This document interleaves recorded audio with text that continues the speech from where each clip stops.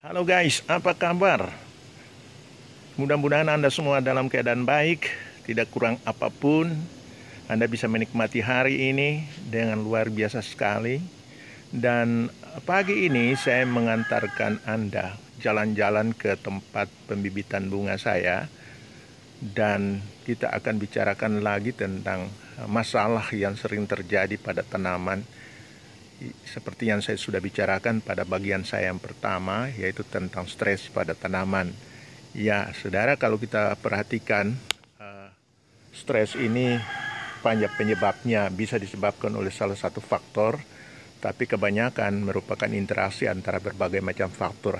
Apakah faktor abiotik atau faktor biotik, semuanya akan berinteraksi dan menyebabkan tanaman itu terganggu di dalam pertumbuhannya.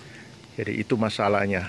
Penyebab stres itu biasanya seperti itu, dan kadang-kadang bisa ditanggulangi, kita bisa tanggulangi, tapi kadang-kadang pun sulit untuk ditanggulangi karena terjadi stres itu semakin hari semakin berat, dan akhirnya tanaman itu terganggu pertumbuhannya dan mati. Pagi ini saya akan bicarakan tentang stres yang terjadi pada tanaman akibat daripada pemindahan, penempatan tanaman yang salah pada lokasi yang tidak dikehendaki oleh tanaman tersebut. Kemudian juga penyebab lain, ya, serangan hama dan penyakit pada tanaman yang tidak ditanggulangi secara cepat.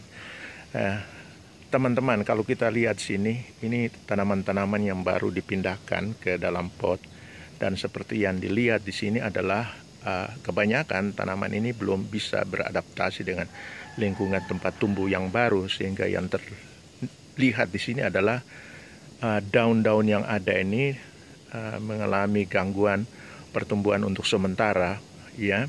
Seperti yang nampak di sini adalah daun ini, terutama daun tua ini, nampak dia kekuning-kuningan dan mulai layu, tapi ini bukan menunjukkan bahwa tanaman ini akan mati. Apa yang terjadi pada tanaman ini adalah tanaman Dieffenbachia, di mana tanaman ini masih menggunakan energi yang ada di dalam bagian tanaman yang ada ini. Dia menggunakan energi ini untuk membantu dia untuk bisa mempertahankan diri untuk sementara di dalam tahap penyesuaian dengan lingkungan tempat tumbuh yang baru. Ya, jadi ini setelah itu, seandainya dalam 2 atau 3 hari akar-akarnya di dalam tanah ini sudah beradaptasi dengan baik dan sudah mulai menumbuhkan akar-akar baru, maka akan mendorong pertumbuhan tunas-tunas baru lagi di atas tanah pada tanaman ini. Jadi ini yang terjadi, kebanyakan terjadi pada tanaman-tanaman yang baru dipindahkan. Jadi jangan khawatir bahwa tanaman ini akan tetap bisa tumbuh, tergantung daripada cara kita menangani tanaman ini. Biasanya tanaman yang baru dipindahkan ini, sebelum dipindahkan kita semprot dulu dengan vitamin B1, tiamin, ya, semprot pada tanaman atau akar tanaman, kemudian ataupun kita rendam akarnya dan kita pindahkan ke dalam pot atau polybag. Yang terjadi juga di lapangan, teman-teman, pada waktu kita pindahkan tanaman ke lapangan seperti yang teman-teman lihat di sini, ya, ini tanah tempat yang saya sediakan untuk menanam tanaman. Saya coba untuk menyesuaikan tanaman-tanaman yang ini dengan lingkungan tempat tumbuh yang memang diinginkan. Saya coba buat tempat tumbuh seperti ini, seperti yang teman-teman lihat di sini adalah jenis Calathea yang biasanya dia tumbuh pada lingkungan tempat tumbuh di alam. Itu tempat tumbuh aslinya, habitat aslinya, sehingga sengaja saya bawa tanaman ini pada lingkungan yang ada ini, diharapkan bahwa dia akan bisa bertumbuh, dia menghasilkan rumpun, dan saya bisa perbanyak lagi, ya, seperti hanya philodendron. Lihat, teman lihat di sana. Kemudian ada caladium.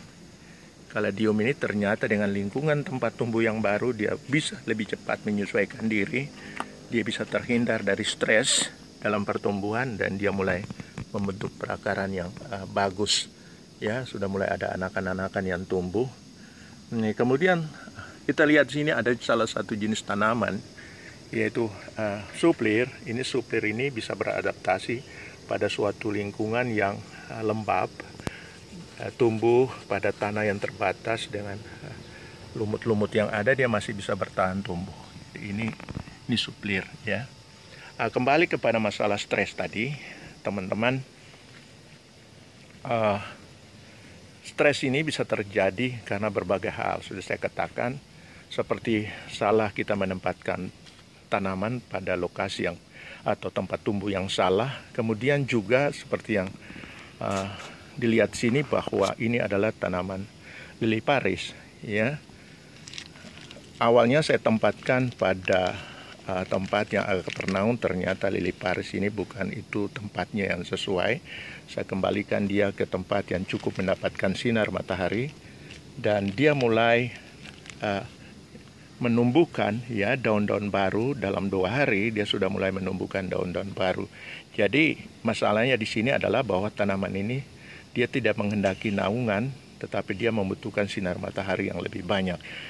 Kalau dia tempatkan pada keadaan yang banyak ternaung atau kurang sinar matahari, maka akan terjadi stres pertumbuhan dan mengakibatkan proses metabolisme pada tanaman ini menjadi sangat terhambat sekali, dan akhirnya ya terjadi penggunaan energi yang ada untuk mendorong pertumbuhan. Akhirnya tanaman ini kehabisan energi dan akhirnya mati. Ini pada lili Paris.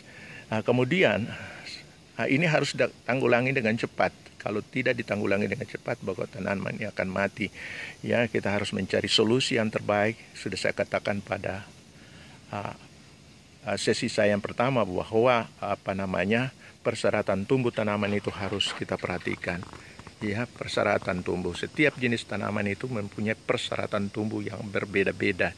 Ya, kemudian hal yang berikut untuk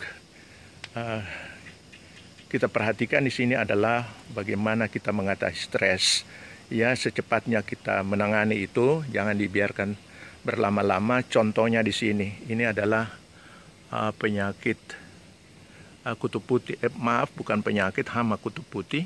Seperti yang dilihat di sini, ini baru tahap awal dia menyerang tanaman puring. Ini harus ditanggulangi dengan cepat. Ya, kalau kita tidak tanggulangi dengan cepat, maka mengakibatkan hama ini akan berkembang lagi.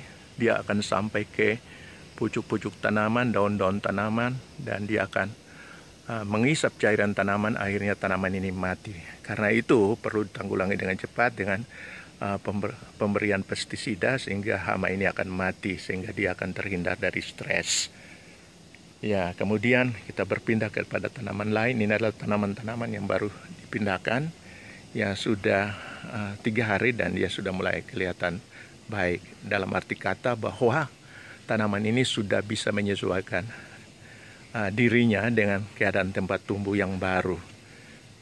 Kemudian kita lihat lagi di sini adalah tanaman Vioses. Ini jenis bunga yang indah sekali ya. Teman-teman lihat di sini.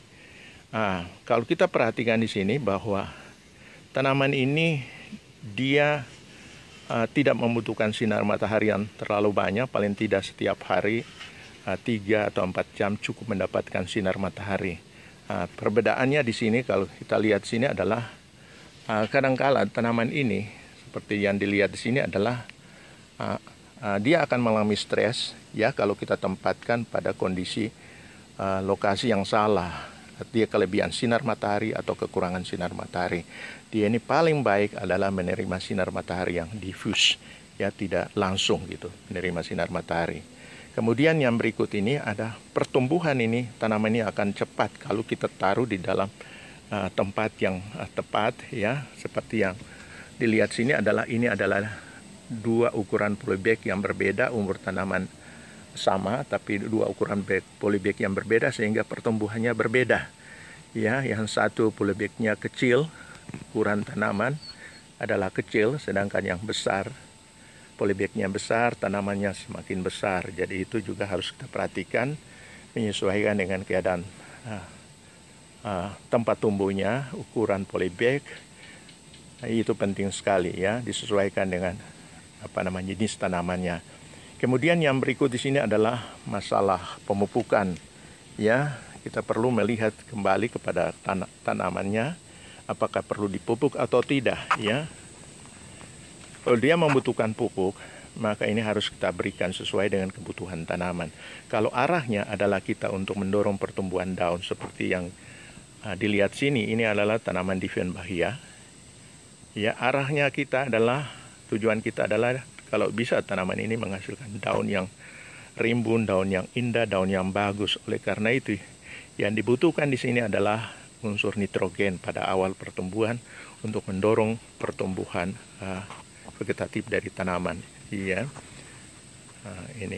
Ini adalah aglonema. Tujuan kita bukan menghasilkan bunga, tetapi menghasilkan daun yang bagus, yang indah, yang menarik. Oleh karena itu pemberian unsur nitrogen, ya, itu harus kita berikan pada awal pertumbuhan. Kemudian jangan lupa bahwa unsur makro yang lain seperti P dan K ini juga penting, ya. Kita tahu bahwa unsur P ini adalah sebagai sumber energi. Ya, teman-teman masih ingat ATP itu adalah sumber energi, adenosin trifosfat, penting sekali kita berikan untuk memberikan energi bagi tanaman untuk tumbuh. Kemudian kalium kita tahu bahwa kalium ini berfungsi di dalam membuka menutupnya stomata, perlu kita berikan. Ya, yang juga sangat penting. Kemudian dia meningkatkan kualitas tanaman. Kualitas tanaman apakah bunga atau daun atau buah. Ini penting sekali kita berikan. Kemudian ya harus diingat bahwa tanaman yang kita tanam ini harus kita berikan pupuk sehingga dia bisa tumbuh secara baik. Ya, kemudian diairi sehingga dia akan tumbuh secara normal. Oke, teman-teman, itu saja sedikit tentang tanaman dan stres dan cara penanggulangannya. Sampai kita ketemu pada bagian yang berikutnya, masih berbicara tentang stres pada tanaman.